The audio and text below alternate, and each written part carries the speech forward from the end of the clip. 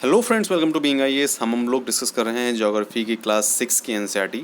Last day हम लोगों ने चैप्टर 6 डिस्कस किया था और आज हम लोग डिस्कस करेंगे चैप्टर 7। ठीक है, आप लोग ज्योग्राफी को ज़्यादा ही पसंद कर रहे हैं, मतलब काफ़ी लोग देख रहे हैं ज्योग्राफी को, काफ़ी ज़्यादा वॉच आवर्स मतलब काफ़ी ज़्यादा आ रहा है। अच्छा लग रहा है कि आप लोग ज्योग्राफी को ज़्यादा प्रायोरिटी दे रहे हैं, लेकिन आपको हिस्ट्री नहीं छोड़नी है। ठीक है, क्योंकि आप किसी एक सब्जेक्ट से आप अपना जो है यूपीएससी या किसी भी स्टेट पीसीएस एग्जाम को नहीं निकाल सकते हैं। तो इसीलिए जो हिस्ट्री के भी वीडियो अपलोड किए जा रहे हैं, आप उनको भी अच्छे से देखिए। ठीक है, उनको भी अच्छे से समझिए, क्योंकि बिना हिस्ट्री के, बिना किसी मतलब, क्योंकि हिस्ट्री बहुत बड़ा सब्जेक्ट है, छोटा मोटा सब्जेक्ट नहीं है, तो आप उसको इग्नोर नहीं कर सकते हैं।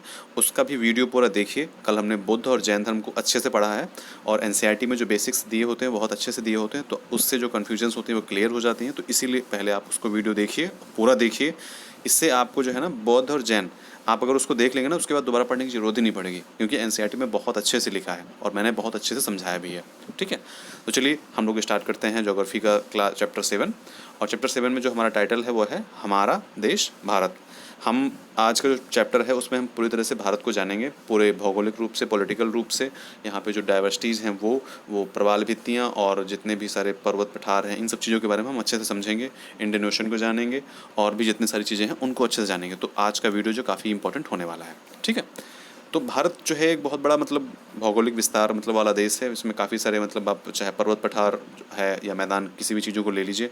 हम नॉर्थ साइड में हमारा हिमालय ही है। ठीक है, और हमारे वेस्ट साइड में जो है वो अरब सागर है, साउथ में जो है इंडियन ओशन है, और इधर जो पूर्व साइड में है मतलब ईस्ट साइड में है वो हमारा बंगाल की खाड़ी है। ठीक है, तो चारों तरफ जो है हमारा जो मतलब इंडिया है वो तीनों तरफ से जो है जल से घिरा हुआ है। और हमारा कोई भी पार्ट जो है, जो अगर तीनों तरफ से जल से घिरा है, तो उसको हम क्या बोलते हैं, प्रायद्वीप बोल देते हैं। ठीक है, इसमें दिया भी है कि प्रायद्वीप जो है स्थल का वह भाग है जो तीनों तरफ जल से घिरा होता है। अब हम आते हैं कि भारत का जो क्षेत्रफल है वो कितना कितना है, मतलब कितना बड़ा भारत है।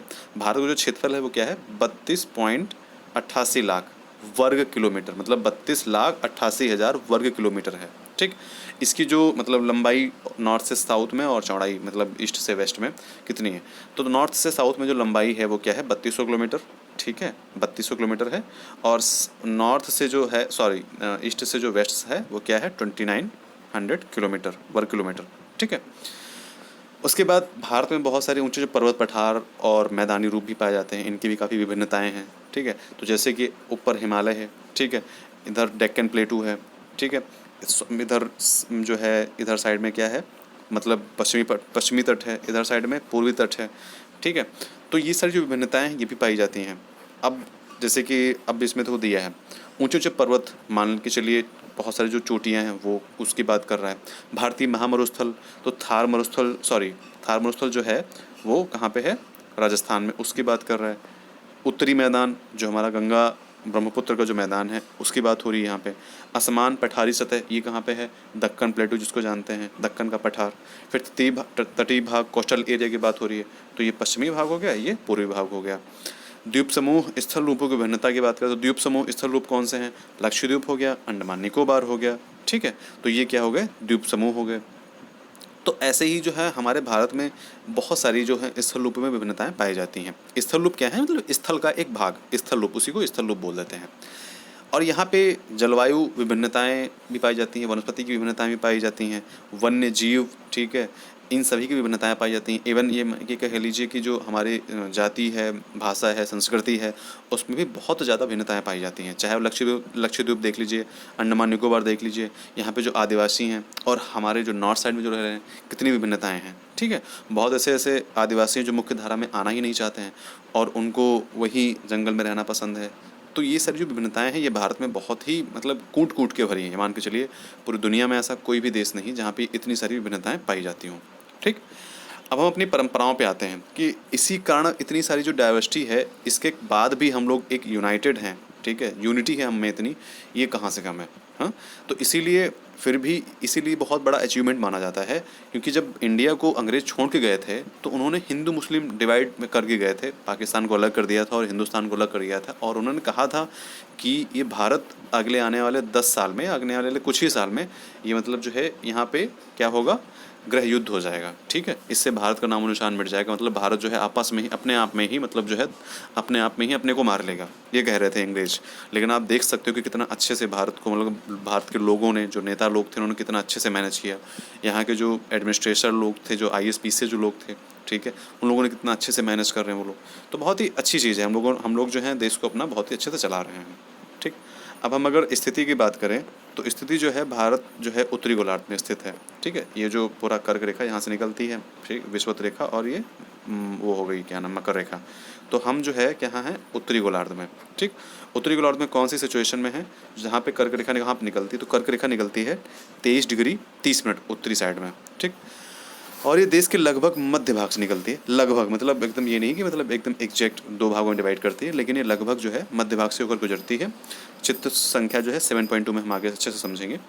फिर क्या है, दक्षिण से उत्तर की ओर भारत की जो मुख्य भूमि का विस्तार है, ठीक है। मतलब अगर हम दक्षिण से उत्तर की ओर बात करें तो अगर हम ऐसे दक्षिण से उत्तर की ओर, जम्मू कश्मीर, नीचे कन्याकुमारी, अगर हम इसकी बात करें तो 8 डिग्री, इसको हम आपको मैप में समझाते हैं, देखिए 8 डिग्री 4 मिनट, ठीक है। तो यहाँ से आप बात कर रहे हैं, ये 0 है, इसको आप हल्का सा ऊपर बढ़ेंगे तो यहाँ से बात कर रहे हैं कि 8 डिग्री 4 मिनट, ठीक है। यहाँ पे ये यहाँ पे क्या है, रामेश्वरम, मतलब वही क्या है, दक्षिण बिंदु है, ठीक है। तो यहाँ से अगर हम काउंट करें 8 डिग्री से लेकर के यहाँ पे कितना डिग्री था, 34, ये 37 डिग्री है, ठीक है। तो यहाँ 37 डिग्री है, तो इसके बराबर इतनी चौड़ाई है, मतलब नॉर्थ से साउथ में, ठीक। अब जो कह रहा है क्या है कि ईस्ट से वेस्ट में, तो ईस्ट से वेस्ट में जो है, देखिए नॉर्थ से साउथ में 8 डिग्री 4 मिनट, इंपॉर्टेंट है, ये क्वेश्चन आ जाते हैं कभी कभी कि जो भारत की भूमि का विस्तार है वो कितना है नॉर्थ से साउथ में और ईस्ट से वेस्ट में। तो इसको चाहो तो नोट कर लो या अच्छे से ध्यान में पढ़ लो, अच्छे से याद कर लो। तो ये हो गया नॉर्थ साउथ का, ये हो गया ईस्ट वेस्ट का। तो 68 डिग्री 7 मिनट यहाँ से पश्चिम से लेकर के, और 97 डिग्री यहाँ पे, ये पू लिखा है ना, मतलब पूर्व लिखा है, यहाँ पे पूर्व नहीं, यहाँ पे पश्चिम होना चाहिए, और यहाँ पे साउथ होना चाहिए, मतलब कि दक्षिण होना चाहिए, ठीक है।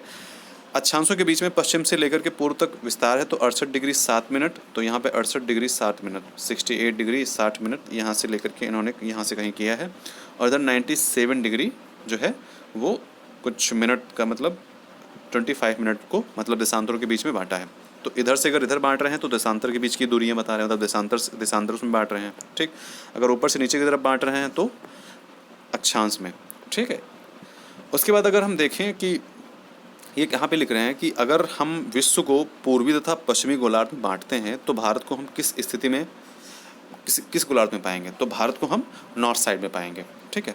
बहुत बड़े देशांतरी विस्तार जो है 29 डिग्री, देशांतरी विस्तार समझ रहे हैं, ये देशांतरी विस्तार होता है यहाँ पे, ये इधर से लेकर के ये देशांतरी विस्तार है, ठीक है। तो बहुत बड़ा, देखो जब हमारा देशांतरी विस्तार है तो आपको हमने लास्ट, मतलब सेकंड लास्ट या थर्ड लास्ट चैप्टर में हम लोगों ने बताया था आपको कि 1 डिग्री जो है, 1 डिग्री देशांतर मतलब क्या है, 4 मिनट। अगर हम इधर से इधर की बढ़ाएंगे तो 4 मिनट ऐड करेंगे, अगर इधर से हम इधर की तरफ बढ़ेंगे तो 4 मिनट हम लेस करेंगे। 1 डिग्री अगर हम बढ़ेंगे, 1 डिग्री की बात हो रही है यहाँ पे, ठीक है। तो ये टाइम का भी जोन बहुत ज़्यादा डिफरेंस हो जाएगा, क्योंकि 29 डिग्री है। अब 1 डिग्री अगर 4 मिनट को हो रहा है तो मान लीजिए यहाँ पे हम मान लेते हैं 30 डिग्री है, तो अगर 30 डिग्री मान के चलो तो कितना हो जाएगा, 120 मिनट। तो अगर हम यहाँ गुजरात से लेकर के अरुणाचल प्रदेश की बात करें तो यहाँ इसके बीच का जो टाइम जोन है वो 2 घंटे का जो है ना डिफरेंस को लेकर के चलता है, ठीक है। क्योंकि बताया था ना हमने आपको, जो हम लोग जब एटलस पढ़ रहे थे, मैप पढ़ रहे थे, मानचित्र, उसमें आपको बताया था मैंने। तो वही चीज़ यहाँ पे अप्लाई हो रही है। अब हम देख लेते हैं कि जो यहाँ पे कह रहे हैं कि जैसे कि देखिए, अब यही टाइम जोन की बात आ गई, तो बहुत ऐसे बड़े बड़े देश हैं, वो चाहे यूएसआर हो, मतलब यूएसए हो, ठीक है, चाहे वो रशिया हो, तो इनमें जो बहुत बड़े देश हैं इनका जो मतलब देशांतर है ये काफ़ी बड़ा है। हम लोगों में तो 29 डिग्री है, इनका हो सकता है उससे भी बड़ा हो, ठीक है। तो इसीलिए यहाँ पे जो है अमेरिका में 7 जो टाइम जोन माने जाते हैं और कनाडा में 6 टाइम जोन माने जाते हैं, ठीक है। रूस में आई थिंक 12 से 13 टाइम जोन है, ठीक है, मुझे श्योर नहीं है, आप लोग अगर जानते हैं तो आप नीचे कमेंट कर सकते हैं, ठीक है, बता सकते हैं। उसके बाद में फिर जो यहाँ का जो मानक रेखा है, भारत की जो मानक रेखा है वो क्या है, 82 डिग्री 30 मिनट, इसको हम मानक रेखा मानते हैं, और इसी को मान करके हम अपने जो भारत की जो टाइम जोन है, जो कि मतलब गुजरात में और अरुणाचल प्रदेश में, इसका जो टाइम जोन है वो डिसाइड करते हैं, ठीक है। और इसी के द्वारा ही हम अपने जो है नॉर्थ या साउथ में इन सभी जगहों पे हम अपना टाइम डिसाइड करते हैं। इसी को मानक समय रेखा माना जाता है और इसको हम कहते हैं भारत का मानक यामोत्तर कहते हैं, ठीक। अब आते हैं भारत के पड़ोसी देश, ठीक है। तो भारत के पड़ोसी देश जो है 7 देशों से स्थलीय सीमाएं हैं, मतलब 7 देशों से जो है भारत जुड़ा हुआ, 7 जो है भारत के पड़ोसी हैं, ठीक है। कौन कौन से देश हैं? अफगानिस्तान, पाकिस्तान, नेपाल, ठीक है, भूटान, बांग्लादेश और म्यांमार, ठीक है। तो ये 7 जो देश हैं हमारे, उनसे हम जुड़े हुए हैं। और नीचे क्या हो गया? श्रीलंका, ठीक। हालांकि इससे स्थल सीमा नहीं है, इससे जल सीमा है, तो लेकिन फिर भी हमारे पड़ोसी देश है ये। अब यहाँ पे हम लोग अच्छे से पढ़ लेते हैं, थोड़ा देख लेते हैं कहाँ पे कौन कौन से देश हैं। यहाँ पे हम लोगों ने देश पढ़ लिया, ये चीन है, ठीक है, ये तिब्बत है, ओके, ये बंगाल की खाड़ी है, ये अरब सागर है, ये अंडमान निकोबार द्वीप है, ये लक्षद्वीप है, ये मालदीव है, मालदीव एक कंट्री है, ये श्रीलंका है, ये भी एक कंट्री है, ठीक है। जो लक्षद्वीप है और भारत है, ये भारत के मतलब जो हैं वो आइलैंड हैं, भारत के जो यहाँ पे एडमिनिस्ट्रेशन चलता है।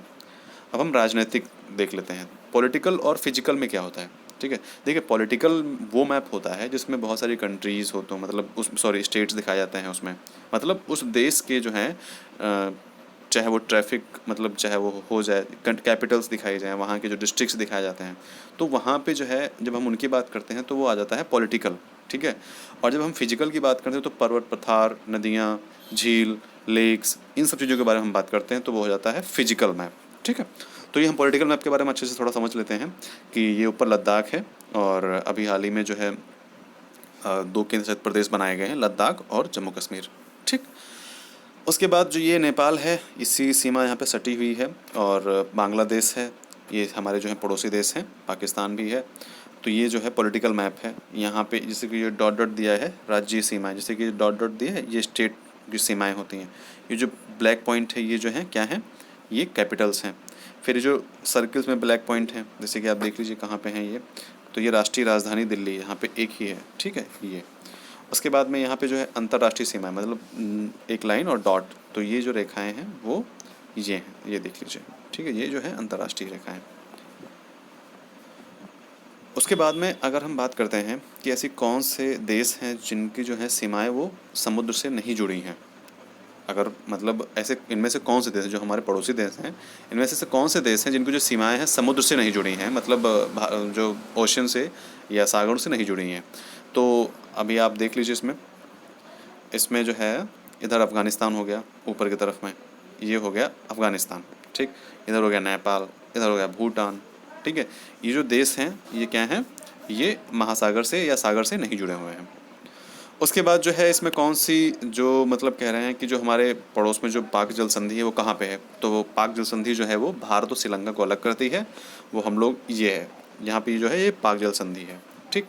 यहीं पे ऊपर हल्का सा पुडुचेरी है, ठीक है, जहाँ पे भी हाल ही में एक पॉलिटिकल सिचुएशंस हो गई थी, जहाँ पे राज्यपाल जो हमारी किरण बेदी जी थी, जो कि पूर्व IPS हैं, उन्होंने वहाँ से इस्तीफ़ा दे दिया था, रेजिग्नेशन कर दिया था। अब जो है हम ये समझते हैं कि दक्षिण में हमारे समुद्र में 2 स्थित जो हैं बहुत ही मतलब महत्वपूर्ण जो हैं देश हैं, पड़ोसी हैं, वो है श्रीलंका और मालदीव, ठीक है। भारत हमेशा से ही मतलब फर्स्ट नंबर पॉलिसी पे आता है कि मतलब फर्स्ट नंबर पॉलिसी एक ऐसी पॉलिसी है जिसमें हम लोग अपने पड़ोसियों को प्राथमिकता देते हैं, ठीक है, इसी को फर्स्ट नंबर पॉलिसी कहते हैं। उसके बाद हम देखते हैं राजनीतिक एवं प्रशासनिक विभाजन, ठीक है, यहाँ पे कैसे प्रशासनिक विभाजन होता है, कैसे राजनीतिक विभाजन होता है। तो भारत जो है एक बहुत बड़ा देश है और उसमें 29 स्टेट और 7 जो हैं यूनियन टेरिटरी हैं, ये गलत है, ठीक है। आपको बता दें जो 29 ये स्टेट हैं वो अब 28 स्टेट हो गए हैं, और जो 7 केंद्र शासित प्रदेश थे अब वो 8 हो गए हैं, ठीक है। तो इन चीज़ों को आप मैप में अच्छे से देख लीजिए, जो रिसेंटली जो अपडेटेड मैप आए हैं उसमें ये चीज़ें आपको देखने को मिल जाएंगी, ठीक है। जो पुराने मैप हैं उसमें वही उसी से डिवाइड एंड रूल मतलब उसी से डिवाइड किया गया होगा, लेकिन जब अगर नया मैप आप देखेंगे तो उसमें जो है अच्छे से अपडेट की हुई चीज़ें हैं। अब ये इसको क्या बोलते हैं? इसको हम फिजिकल मैप बोलते हैं, भौतिक भारत मतलब फिजिकल इंडिया। तो ये 5 नदियाँ हो गई, ठीक है, ये अरावली श्रेणी हो गई जो कि दिल्ली तक पहुँचती है, ठीक है, ये विंध्य श्रेणी हो गई, ये सतपुरा श्रेणी हो गई। हम लोग मैप को भी अच्छे से डिस्कस करेंगे, ठीक है, थोड़ा सा वेट करिए। ये ऊपर जो है पूरा हिमालय का भाग हो गया, ठीक है, इधर ये ब्रह्मपुत्र नदी हो गई, ब्रह्मपुत्र नदी जो है इधर ये यहाँ से ऊपर चाइना से बहते हुए इधर आती है, ठीक। ये महानदी नदी हो गई, गोदावरी नदी हो गई, दक्कन पठार ये हो गया, ठीक है, डेक्कन प्लेटू ये हो गया।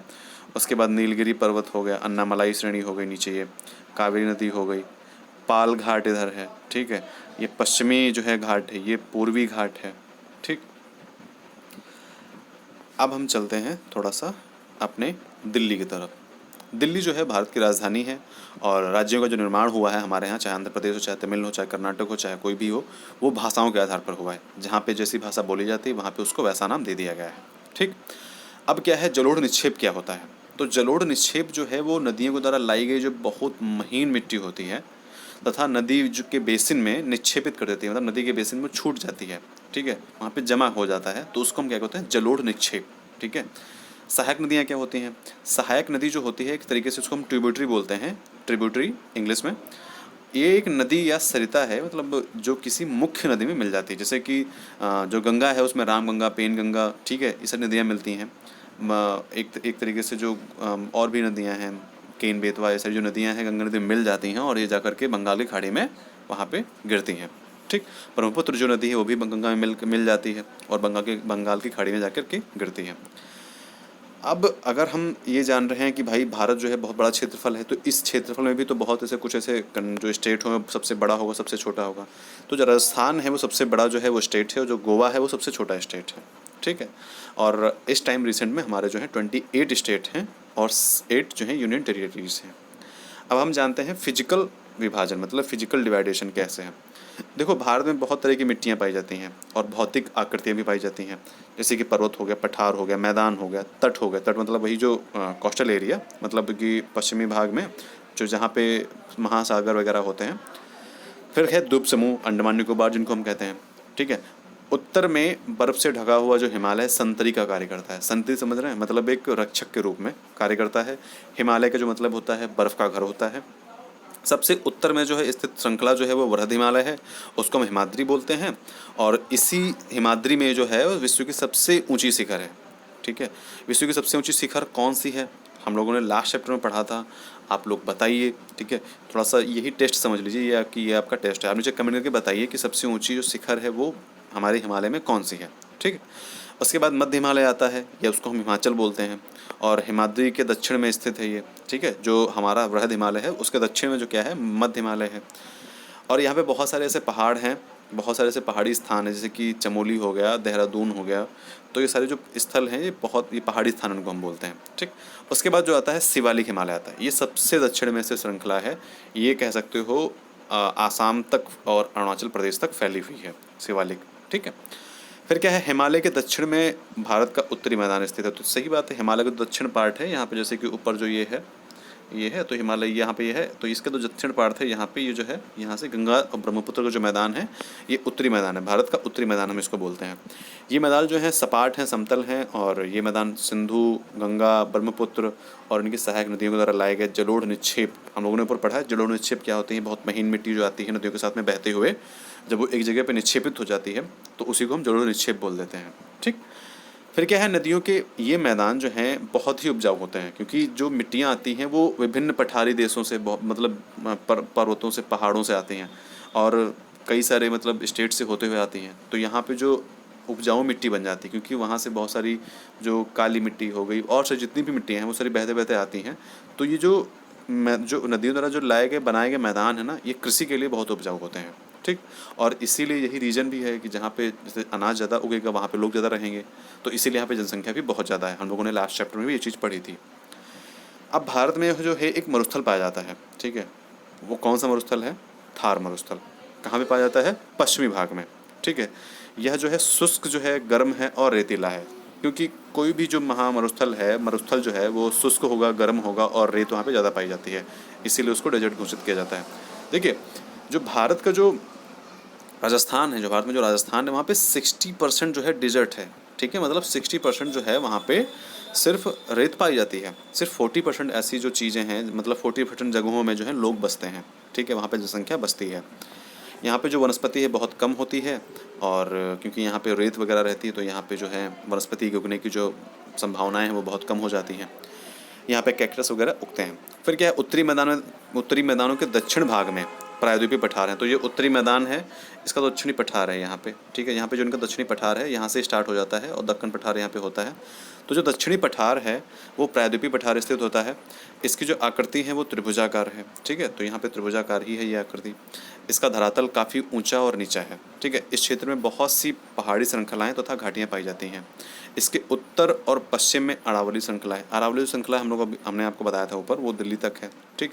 जो विश्व की सबसे पुरानी श्रृंखला है, सबसे पुरानी श्रृंखला है विश्व की, ठीक है। मतलब इंडिया की नहीं, सबसे विश्व की जो सबसे पुरानी श्रृंखला है। विंध्य एवं सतपुड़ा जो है वो बहुत ही महत्वपूर्ण श्रृंखलाएं हैं, ठीक।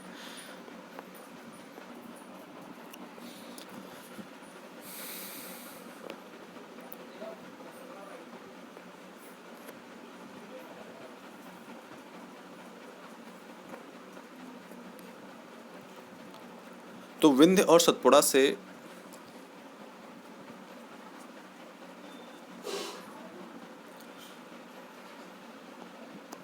विंध्य और सतपुड़ा से जो नदियां बहती हैं, जैसे कि वो कौन कौन सी हैं, नर्मदा है, ताप्ती हैं, तापी भी नदियां बोलते हैं उसको, ताप्ती भी बोलते हैं, ठीक है। तो ये ऐसी नदियां हैं जो डेल्टा नहीं बनाती, ये भी एक इंपॉर्टेंट चीज़ है, ठीक है, क्योंकि ये अरब सागर में गिरती हैं तो ये डेल्टा नहीं बनाती हैं। और बाकी जितनी भी नदियाँ बंगाल की खाड़ी में गिरती हैं ये डेल्टा बनाती हैं। इसका एक रीज़न है, वो हम आगे पढ़ेंगे तब आपको वो अच्छे से समझ में आएगा। यहाँ पे अगर हम आपको समझाएंगे तो वो आपके एक मिडिल पार्ट हो जाएगा और वहाँ पे आप समझ नहीं पाएंगे, ठीक है। तो इसको हम, कोई नदियाँ डेल्टा कैसे बनाती है, क्यों बनाती है, और नर्मदा और ताप्ती जो नदियाँ हैं वो डेल्टा क्यों नहीं बनाती हैं, ये हम लोग हैं अच्छे से आगे समझेंगे, ठीक। उसके बाद है कि इस पठार के पश्चिम में जो हमारा दक्कन प्लेटू है, इसके पश्चिम में जो है पश्चिमी भाग है, मतलब पश्चिमी घाट है, जिसको हम सह्याद्री भी बोलते हैं, और इधर जो है पूर्वी घाट है, ठीक है। पश्चिमी घाट को जो विस्तार है वो एक समान रूप से मतलब एकदम इक्वल है, लेकिन जो पूर्वी घाट है वो बीच बीच में टूटा फूटा है, मतलब यहाँ पे टूटा है, मतलब हल्का सा अंदर की तरफ हो गया तो फिर यहाँ से स्टार्ट हो गया इधर से, ठीक है। ये एकदम इक्वल में है, ठीक। और इसीलिए यहाँ पे जो है मतलब इन जो पठार हैं इनमें जो है बहुत सारे खनिज, कोयला, लौह, अयस्क, ये सब चीज़ें पाई जाती हैं, ठीक है। ये सब हम लोग खनिज के क्या होते हैं सब चीज़ें हम लोगों ने पठार पर्वत जो हम इसके बारे में हम लोगों ने लास्ट चैप्टर में बहुत ही अच्छे से समझा था, ठीक है। तो अगर ये चीज़ें आपको समझनी है तो आपका जो लास्ट चैप्टर है वो आप अच्छे से पढ़ लीजिए, देख लीजिए, समझ लीजिए। फिर क्या है, अब हम पश्चिमी घाट के बारे में जानते हैं। तो पश्चिमी घाट जो है पश्चिम में है, पूर्वी घाट पूर्व में है। ये दोनों तटीय मैदान हैं, ठीक है। पश्चिमी जो तटीय मैदान है वो काफ़ी सकरा है, ठीक है, और जो पूर्वी तटीय मैदान है वो क्या है, चौड़ा है। तो इसलिए जो पूर्व की ओर में जो नदियाँ बहती हैं वो कौन कौन सी नदियाँ हैं, महानदी है, गोदावरी है, कृष्णा है, कावेरी है, ठीक है। ये बंगाल की खाड़ी में गिरती हैं, ठीक। ये नदियाँ जो हैं अपने मुहाने पर उपजाऊ डेल्टा का निर्माण करती हैं। जैसा कि मैंने आपको बताया था कि जो नदियाँ बंगाल की खाड़ी में गिरती हैं वो डेल्टा बनाती हैं।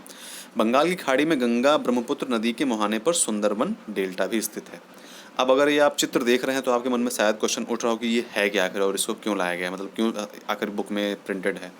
तो ये प्रवाल द्वीप हैं, ठीक है। प्रवाल द्वीप कैसे बनते हैं अभी तो फ़िलहाल हम आपको एक शॉर्ट बता रहे हैं। इस चीज़ों पे हैं जो है हम लोग आगे मतलब 8th 9th में इसको अच्छे से समझेंगे। जो 8th 9th की क्लासेस करेंगे, लेक्चर डालेंगे, लेक्चर जब आप देखेंगे तो आप उस पर अच्छे से समझ पाएंगे। तो प्रवाल क्या है, प्रवाल जो है छोटे समुद्री जंतुओं के जो है कंकाल हैं, ठीक है। जो समुद्री जो छोटे छोटे जंतु हैं उनके कंकाल हैं जिनको हम पॉलिप बोलते हैं। जब ये जीवित पॉलिप जो हैं ये मरते हैं तो उनका कंकाल बच जाता है। अब आप ये सोच रहे होंगे कि क्या इतने सारे मतलब इतने सारे जो ये एकदम एक तरीके से तो ये तो स्थल रूप बना दे रहे हैं। तो हाँ, मतलब लाखों करोड़ों की संख्या में जो है ये पॉलिप जब मरते हैं तो इनकी जो कंकाल होता है ये एक दूसरे के ऊपर एक दूसरे के ऊपर एक दूसरे के ऊपर ऐसे जो है मतलब तरह ऊपर एक तरह मतलब एक तरीके से एक लेयर बन जाती है, ठीक है। तो वो लेयर बहुत ही धीरे धीरे मजबूत हो जाती है। ये लेयर मतलब सिर्फ 15 या 20 लोगों के मरने से, मतलब जो 15 या 20 जो लोग मरते हैं, पॉलिप जो मरते हैं, उनके वजह से नहीं बनती है, लाखों करोड़ों मरते हैं तब जाकर के ये जो है इस तरीके से स्थल बन पाता है। हालांकि ये प्रवाल द्वीप कहा जाएगा, ठीक है। ये स्थल का ही एक रूप है जो बढ़ते बढ़ते काफ़ी ऊंचे हो जाते हैं और इस प्रकार जो है प्रवाल द्वीपों का निर्माण हो जाता है, ठीक।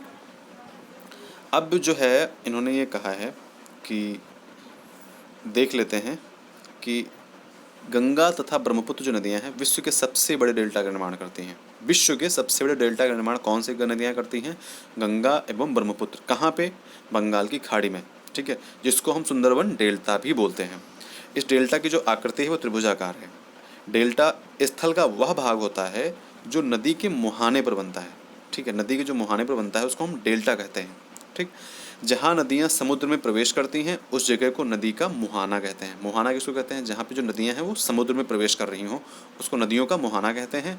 और जो मतलब डेल्टा वो स्थल है जो कि नदी के मुहाने पर बनता है। ठीक, समझ रहे होंगे उम्मीद करता हूँ। आई थिंक अगर नहीं समझ रहे हैं तो इसको दोबारा सुन लीजिएगा। ठीक है, डेल्टा वो स्थान है जो नदी के मुहाने पे बन जाता है। ठीक, जैसे कि ये नदियाँ गिर रही हैं, ठीक है, ये अगर नदी गिर रही है समुद्र में तो ये मुहाना है ये। ठीक है, ये जो है क्या है? ये क्या है? डेल्टा है।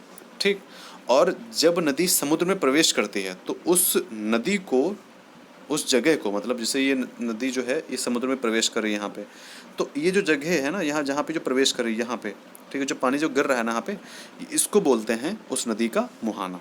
ठीक है, ये जगह जहाँ पे ये गिर रहा है मतलब नीचे की तरफ गिर रहा है, इसको बोलेंगे हम डेल्टा और ये बोलेंगे मुहाना। डेल्टा जो है बड़ा होता है, मुहाना एक छोटा सा पार्ट होता है।